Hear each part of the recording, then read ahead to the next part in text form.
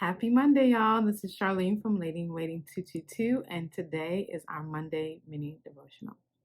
I'm going to be reading from a pretty familiar passage. I'm going to be reading the Message translation. It's John chapter 4, verses 21 through 24, where Jesus makes a special trip to meet this woman and to fulfill a need that she didn't even really know that she had in him, where he refers to himself as the living water, right? The one who drinks this water shall never thirst again. But I wanted to point out something to you in these verses 21 through 24, the Message translation. And it reads, "Believe me, woman, the time is coming when you Samaritans will worship the Father neither here at this mountain nor there in Jerusalem. You worship guessing in the dark. We Jews worship in the clear light of day. God's way of salvation is made available through the Jews. But the time is coming, it has in fact come, when what you're called will not matter, and where you go to worship will not matter. It's who you are and the way you live that count before God.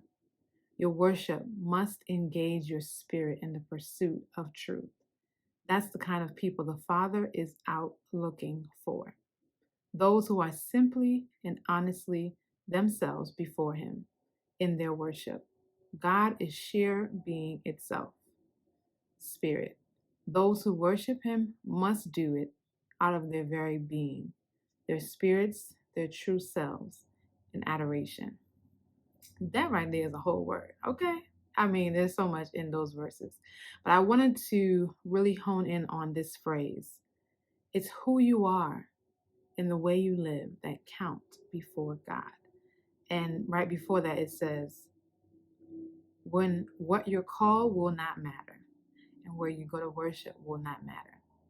I don't know about you, but I've been in church pretty much a lot of my life, right? And, people associate with what denomination you are, what type of church you go to, where you go to worship on Sundays or whatever day you choose to worship and fellowship. But in an age where titles mean so much and, positions mean so much and the role that you play means so much and where you go to church and what affiliation you have with this person or this denomination or that denomination. Jesus pretty much says none of that matters.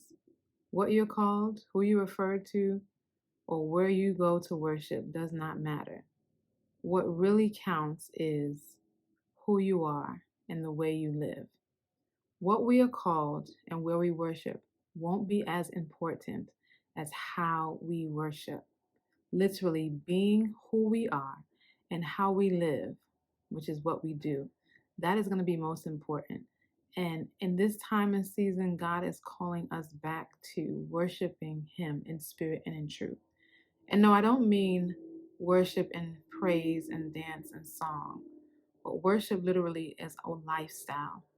And it's how we live, who we are, which is why it's important for us to know who we are in Christ, our identity in Him.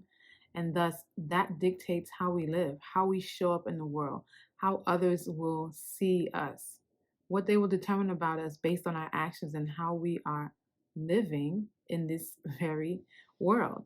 That's what's going to be most important in the end. God is calling us to worship Him in spirit and in truth. And the only way we'll be able to worship Him in spirit and in truth is that we know who we are in Him. We know our true identity. We know what He says about us. And then we also know what He's called us to do, what He's expected us to do in the earth. That's how we worship Him. That's how we live a life pleasing unto Him, is we know who we are and we do what He's called us to do.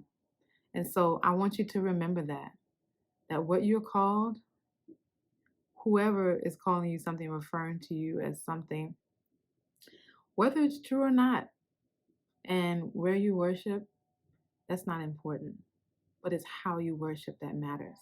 And so I pray that you're encouraged by this, that you are challenged by this, that you reflect on that this week as you go about your week. Now you all go and be blessed and encouraged, and we'll talk again soon. Take care.